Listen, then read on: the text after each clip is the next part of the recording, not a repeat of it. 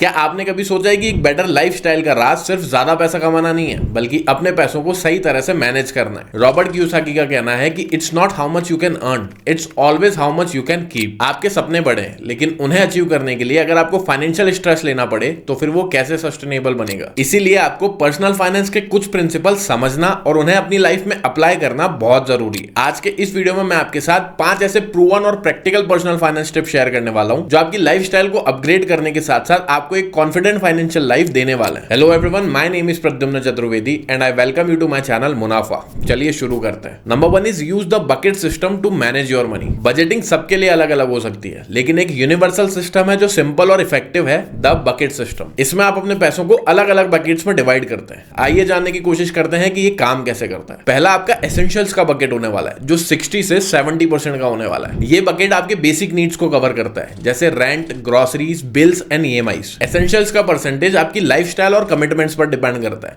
मान लीजिए आप एक टियर 1 सिटी में रहते हैं तो आपका रेंट और ट्रांसपोर्टेशन कॉस्ट ज्यादा हो सकता है, इसलिए इसे प्रैक्टिकल रखना बहुत जरूरी है। हमारा सेकंड बकेट होने वाला है सेविंग्स एंड इन्वेस्टमेंट्स का, जो कि 20 से 30% का होने वाला है। आपकी सैलरी का 20 से 30% हिस्सा ऑटोमेटिकली सेविंग्स और इन्वेस्टमेंट्स में चले जाना चाहिए। SIP, mutual fund, PPF, NPS या इमरजेंसी फंड इस बकेट में आते हैं। इन सारे ही इन्वेस्टमेंट्स को आपको ऑटोमेट करना है ताकि सैलरी आते ही टाइम से आप इन सब में इन्वेस्ट कर पाए। हमारा थर्ड और लास्ट बकेट आ जाता है गिल्ट फ्री स्पेंडिंग बकेट, जिसे आपको 10 से 20% तक रखना चाहिए। ये बकेट सबसे मजेदार है। इन पैसों को आप अपने हॉबीज, एंटरटेनमेंट, डाइनिंग आउट या ट्रैवल में यूज कर सकते हैं। इंपॉर्टेंट ये है कि आप गिल्ट फ्री इन पैसों को खर्च कर पा रहे हो, क्योंकि आप ऑलरेडी अपने सेविंग्स और एसेंशियल्स को प्रायोरिटाइज कर चुके हो। हर बकेट के लिए एक अलग बैंक यूज करो या फिर एक एक्सपेंस ट्रैकिंग ऐप यूज करो। इससे आपको पता चल पाएगा कि आपने कितना पैसा कौन से पर्पस में यूज किया। अब ट्रैकिंग का ये फायदा होने वाला है कि अगर आप अननेसेसरी कोई खर्चा कर रहे हो तो उस खर्चे को आप कट ऑफ करके अपने सेविंग्स और इन्वेस्टमेंट्स को बढ़ा सकते हो। सेकंड फाइनेंशियल टिप है build an emergency fund. Life बहुत अनप्रेडिक्टेबल है। एक दिन आपको सब कुछ परफेक्ट लगता है और अगले दिन आपको कोई भी मेडिकल इमरजेंसी या फिर जॉब लॉस हो सकता है, जैसे कोविड-19 के टाइम पे हुआ था। इसीलिए इमरजेंसी फंड होना बहुत जरूरी है, जो आपके 6 महीनों के खर्चों को कवर करता है। फॉर एग्जाम्पल, अगर आपका मंथली एक्सपेंस 50,000 रुपए का है तो 3 लाख रुपए एज एन इमरजेंसी फंड आपके पास होना बहुत जरूरी है। यह आपको फाइनेंशियली स्ट्रेस फ्री लाइफ जीने में मदद करेगा।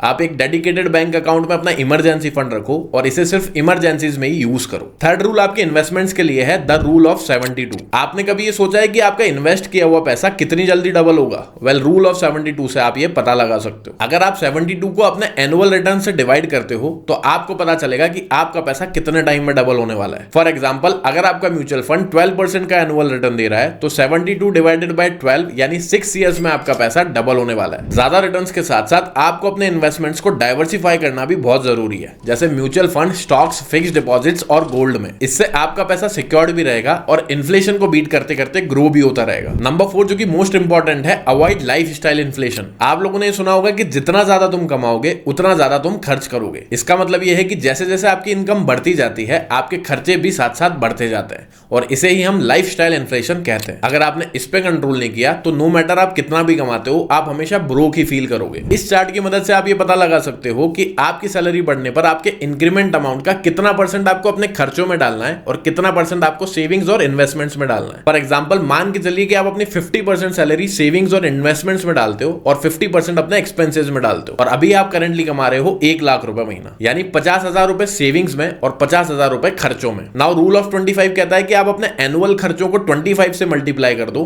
तो उतना अमाउंट आपकी रिटायरमेंट के लिए काफी होता है। इस केस में वो अमाउंट हो जाएगा 1.5 करोड़। लेकिन अब मान के चलो आपकी सैलरी 1 लाख रुपए से 2 लाख रुपए हो गई है और अब भी आप 50% सेव कर रहे हो और 50% खर्च कर रहे हो। अब आपका मंथली खर्चा 50,000 रुपए से 1 लाख रुपए हो चुका है और एनुअल खर्चा 6 लाख रुपए से 12 लाख रुपए हो चुका है। अब दोबारा रूल ऑफ 25 के थ्रू आप एनुअल खर्चा यानी 12 लाख रुपए को 25 से मल्टीप्लाई करोगे तो अब आपको अपने रिटायरमेंट में चाहिए होंगे 1.5 करोड़ रुपए की जगह 3 करोड़ रुपए, जिसे आपको अचीव करने में और ज्यादा टाइम लगने वाला है, जिससे आपकी रिटायरमेंट और ज्यादा डिले हो जाएगी। इसलिए इस चार्ट की मदद से आप ये पता लगा सकते हो कि आपके इंक्रीमेंट पर आपको कितना परसेंट सेविंग्स में डालना है और कितना परसेंट खर्चा बढ़ाना है, जिससे आपकी रिटायरमेंट टाइमली हो पाएगी। Number 5 is insure what you can't afford to lose. Well, मैं बात कर रहा हूं इंश्योरेंस की। ये एक बहुत बोरिंग टॉपिक है, लेकिन इसकी वैल्यू तभी समझ आती है जब आपको जरूरत पड़ती है। आज की तारीख में हेल्थ इंश्योरेंस और टर्म लाइफ इंश्योरेंस बहुत इंपॉर्टेंट चीज है। अगर आपके ऊपर किसी और का फाइनेंशियल रिस्पॉन्सिबिलिटी है, जैसे फैमिली, तो आपका टर्म लाइफ इंश्योरेंस लेना मैंडेटरी है। इसके अलावा किसी भी मेडिकल इमरजेंसी के लिए आपको हेल्थ इंश्योरेंस लेना चाहिए, क्योंकि एक मेडिकल इमरजेंसी आपके सारे सेविंग्स खत्म कर सकती है। रिसेंटली मुझे डेंगू हो गया था और मुझे 6 6 दिन हॉस्पिटल में एडमिट रहना पड़ा था, लेकिन क्योंकि मैंने हेल्थ इंश्योरेंस लिया हुआ था मेरा सारा पैसा रिफंड हो गया।